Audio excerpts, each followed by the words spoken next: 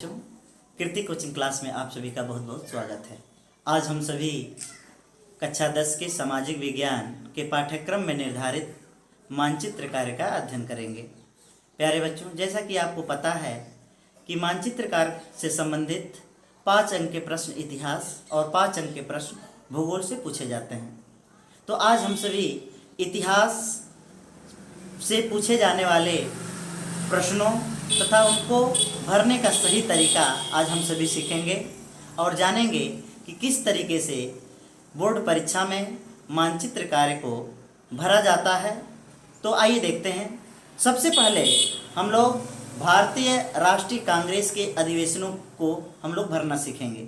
तो जो भारतीय राष्ट्रीय कांग्रेस के जो अधिवेशन हैं वे 4 अधिवेशन जिनको हम लोगों को पढ़ना है पाठ्यक्रम में, यह निर्धारित है।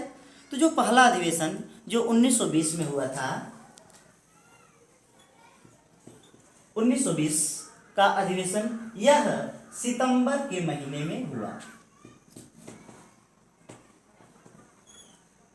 सितंबर के महीने में हुआ और यह अधिवेशन 1920 का सितंबर महीने का जो अधिवेशन है यह कलकत्ता में हुआ।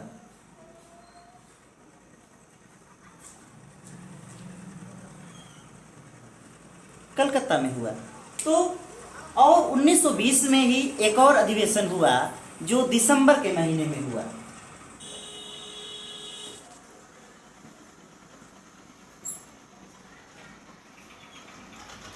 और दिसंबर के महीने में होने वाला जो अधिवेशन था यह अधिवेशन नागपुर में हुआ।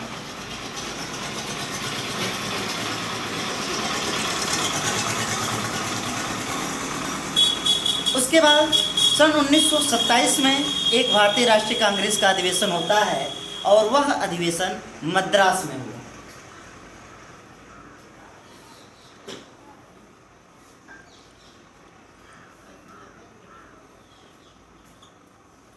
उसके बाद 1929 में अगला राष्ट्रीय अधिवेशन होता है और यह अधिवेशन लाहौर में।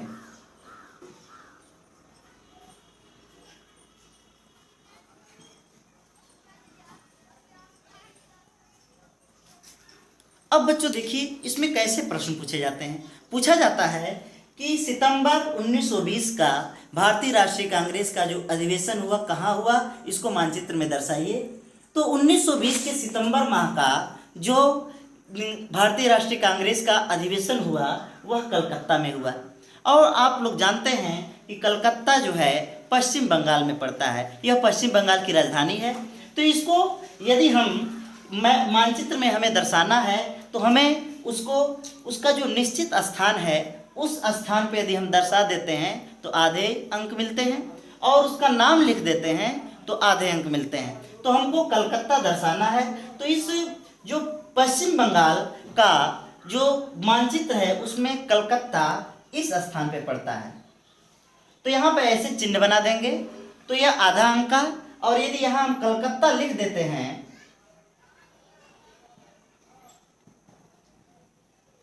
तो आधे अंक यहाँ से मिल जाते हैं। तो इस तरीके से हमें 1 अंक मिल जाता है। जो दूसरा अधिवेशन जो दिसंबर माह में नागपुर में हुआ, तो जो नागपुर है यह महाराष्ट्र में है। और जो महाराष्ट्र में नागपुर है यह नागपुर ये पूरा आपका महाराष्ट्र है। और इस महाराष्ट्र में ये नहीं कि नागपुर आप इधर दर्शा दें, इधर दिखा दें, कहीं भी दिखा दें, नहीं। वास्तव में महाराष्ट्र के मानचित्र में नागपुर कहाँ है? तो महाराष्ट्र के मानचित्र में जो नागपुर है वह यहाँ पड़ता है। तो यहाँ पर आप चिन्ह बनाएंगे और चिन्ह बनाने के बाद यहाँ पर नागपुर लिख देंगे। उसके बाद जो 1927 का भारतीय राष्ट्रीय कांग्रेस का अधिवेशन मद्रास में होता है। यह मद्रास कहाँ है? मद्रास तमिलनाडु में पड़ता है। मद्रास तमिलनाडु में पड़ता है। और यह मद्रास कहाँ स्थित है तमिलनाडु में? तो ये नहीं कि आप मद्रास यहाँ दिखाएं, इधर दिखाएं। जो मद्रास है वह यहाँ पर है। तो यहाँ पर आप चिन्ह बनाएंगे और यहाँ लिख देंगे मद्रास, जिसको इस समय आप लोग चेन्नई के नाम से जानते हैं। इसका नया मद्रास का नया नाम चेन्नई है। अब जो भारतीय राष्ट्रीय कांग्रेस का 1929 का जो अधिवेशन हुआ यह लाहौर में हुआ। और लाहौर की बात किया जाए तो इस समय यह लाहौर पाकिस्तान में है। आज़ादी से पहले जो लाहौर था यह भारत का ही हिस्सा हुआ करता था, क्योंकि आज़ादी से पहले पाकिस्तान भी भारत का ही हिस्सा था। तो अब उस समय भारत का ही वो एक अंग था, तो वहाँ पर लाहौर में अधिवेशन हुआ था 1929 का। और चूंकि इस समय अब पाकिस्तान में है, यह कहाँ है तो आइए देखते हैं। जो आपका पंजाब राज्य है, पंजाब राज्य के जस्ट बगल जो पाकिस्तान का क्षेत्र इस समय पड़ता है वहाँ पर लाहौर है। और आप ठीक पंजाब के जस्ट बगल में ही आप यहाँ पर दर्शाएंगे, क्योंकि लाहौर यहीं पर है और यहाँ आप लिख देंगे लाहौर।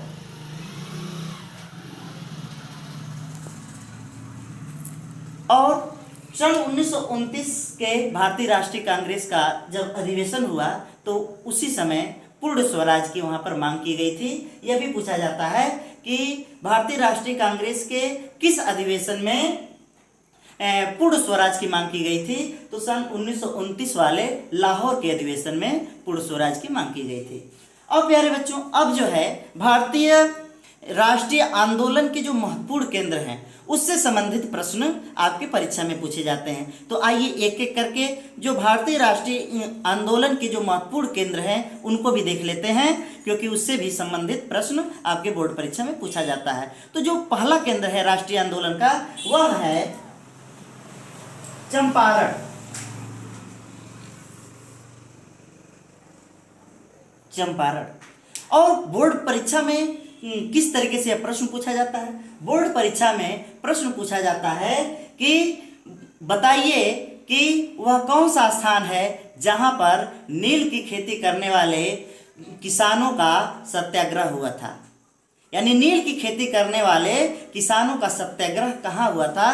तो नील की खेती करने वाले किसानों का जो सत्याग्रह है वह चंपारण में हुआ था। और चंपारण है कहाँ? चंपारण बिहार में पड़ता है। और इसका जो चंपारण है बिहार में आप कहाँ दर्शाएंगे, आइए देखते हैं। यह आपका बिहार है और बिहार में यहाँ पर चंपारण है। यहाँ पर आप चिन्ह बनाएंगे और चिन्ह बनाने के बाद यहाँ पर चंपारण लिख देंगे।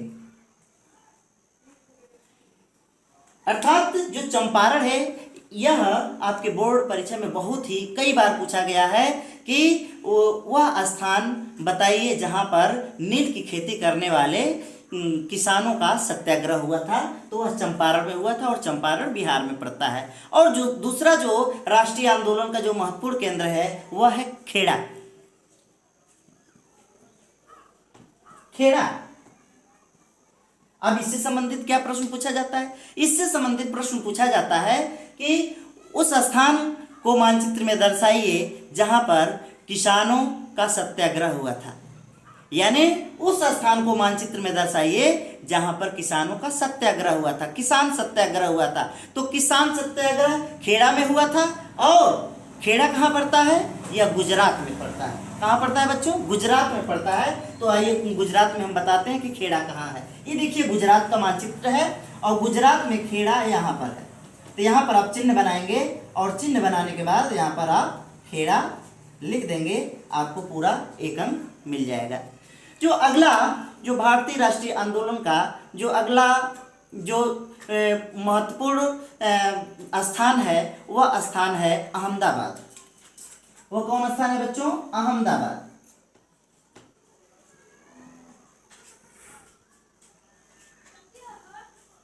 यह भी एक बहुत महत्वपूर्ण केंद्र था भारतीय राष्ट्रीय आंदोलन का, अहमदाबाद। और इससे संबंधित प्रश्न पूछा जाता है कि बताइए कि सूती मिल में काम करने वाले मजदूरों का सत्याग्रह कहाँ हुआ था। सूती मिल में काम करने वाले मजदूरों का सत्याग्रह कहाँ हुआ था। या ऐसे भी पूछा जाता है कि वह स्थान जहाँ पर सूती मिल श्रमिकों का सत्याग्रह हुआ था, तो वह स्थान है अहमदाबाद। और अहमदाबाद भी गुजरात में ही पड़ता है। अहमदाबाद भी गुजरात में पड़ता है। अहमदाबाद का जो सही स्थिति है मानचित्र में आइए देखते हैं। अहमदाबाद यहाँ पर है। यहाँ पर जो गुजरात की राजधानी गांधीनगर यहाँ पर पड़ती है और उसके ठीक नीचे की ओर यहाँ पर अहमदाबाद। अहमदाबाद, जहां पर सूती मिल के मजदूरों का सत्याग्रह हुआ था।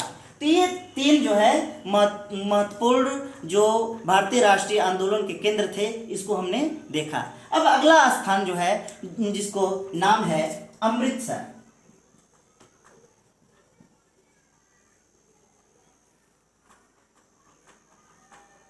अमृतसर, और यह बहुत ही महत्वपूर्ण प्रश्न है, क्योंकि इससे संबंधित प्रश्न पूछा जाता है कि वह स्थान बताइए जहां पर जलियांवाला बाग हत्याकांड हुआ था। यह प्रश्न पूछा जाता है कि जलियांवाला बाग हत्याकांड कहाँ पर हुआ था, उस स्थान का नाम बताइए। तो जलियांवाला बाग जो हत्याकांड हुआ था वो अमृतसर में हुआ था। और आप सभी को पता है कि जो अमृतसर है यह पंजाब में है। अमृतसर पंजाब में है। और आइए देखते हैं कि अमृतसर है कहाँ। तो हम पंजाब में दर्शाएंगे, इधर लाहौर और यहाँ पर पंजाब पड़ता है। दोनों को आप लोग बहुत ही अच्छी तरीके से देखिएगा, इधर लाहौर है और इधर अमृतसर है। और अमृतसर जो है पंजाब में पड़ता है। तो इधर पाकिस्तान, इधर पंजाब है, और पंजाब के अंदर आपका अमृतसर है। यहीं पर जलियांवाला बाग हत्याकांड हुआ था। यह बहुत बार पूछा गया है। तो यहाँ पर आप चिन्ह बनाएंगे और यहाँ पर लिख देंगे अमृतसर। अमृतसर। अब भारतीय राष्ट्रीय आंदोलन का जो अगला महत्वपूर्ण केंद्र है वह है चौरी चौरा। चौरी चौरा। प्यारे बच्चों, यह बहुत ही महत्वपूर्ण है, क्योंकि यहाँ पर एक बहुत ही बड़ी घटना घटी थी, जिसके कारण महात्मा गांधी जी ने असहयोग आंदोलन को स्थगित कर दिया था। यह प्रश्न पूछा जाता है कि वह स्थान जहां पर एक घटना घटने के बाद असहयोग आंदोलन को गांधी जी ने स्थगित कर दिया था, वह स्थान कौन है। तो वह स्थान है बच्चों चौरी चौरा। और ये चौरी चौरा है, यह उत्तर प्रदेश में पड़ता है। ये जो चौरी चौरा है यह उत्तर प्रदेश में पड़ता है, और यह उत्तर प्रदेश के गोरखपुर जिले में पड़ता है। तो गोरखपुर जिले में चौरी चौरा, जहां पर एक घटना घटी थी जिसको चौरी चौरा कांड कहते हैं। और उस कांड के बाद महात्मा गांधी जी असहयोग आंदोलन को स्थगित कर दिए थे।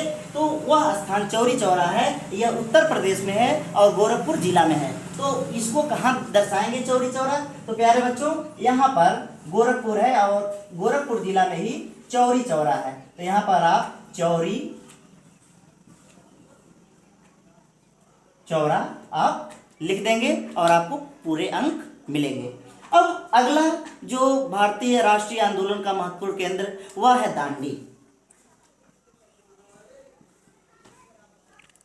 दांडी। यह इसलिए महत्वपूर्ण हो जाता है क्योंकि यह ऐसा स्थान है जहां पर महात्मा गांधी जी नमक कानून तोड़े थे। यह पूछा जाता है कि वह स्थान जहां पर महात्मा गांधी ने नमक कानून तोड़ा था। यह वह स्थान जहां पर महात्मा गांधी सविनय अवज्ञा आंदोलन की शुरुआत की थी। तो वह स्थान है दांडी। तो यहाँ पर नमक कानून तोड़ा गया था, वह दांडी। और दांडी कहाँ पड़ता है, यह गुजरात में पड़ता है। तो आइए देखते हैं दांडी कहाँ है। तो गुजरात में प्यारे बच्चों जो दांडी है, जहाँ पर महात्मा गांधी जी नमक कानून को तोड़े थे और सविनय अवज्ञा आंदोलन की शुरुआत किए थे, वह स्थान है दांडी। और दांडी गुजरात में यहाँ पर पड़ता है बच्चों। तो यहाँ पर आप चिन्ह बनाएंगे और यहाँ आप दांडी लिख देंगे। तो इस तरीके से यदि आप भारतीय राष्ट्रीय कांग्रेस के जो अधिवेशन हुए थे, उन अधिवेशन जो 4 अधिवेशन हुए हैं 1920 में 2 बार और 1927 और 1929 के अधिवेशन जो कलकत्ता, नागपुर, मद्रास, लाहौर में हुए। इसके अलावा जो भारतीय राष्ट्रीय आंदोलन के जो महत्वपूर्ण केंद्र है, जो चंपारण है, खेड़ा है, अहमदाबाद है, अमृतसर है, चौरी चौरा और दांडी, इसको आप अच्छी तरीके से यदि भरना इस मानचित्र के माध्यम से यदि आप सीख जाते हैं तो आपका जो इतिहास से संबंधित 5 अंक के प्रश्न मानचित्र में पूछे जाते हैं उसको आप पूर्ण रूप से आप भरने का काम करेंगे और आपके बोर्ड परीक्षा में 5 में 5 अंक यहाँ से आपको मिल जाएगा। तो इतना यदि आप तैयार कर लेते हैं तो निश्चित रूप से आप अच्छे मार्क यहाँ से प्राप्त करेंगे। तो आपने इसको, मुझे आशा और विश्वास है कि इसको बहुत अच्छी तरीके से आप लोग समझ गए होंगे। इसी के साथ धन्यवाद।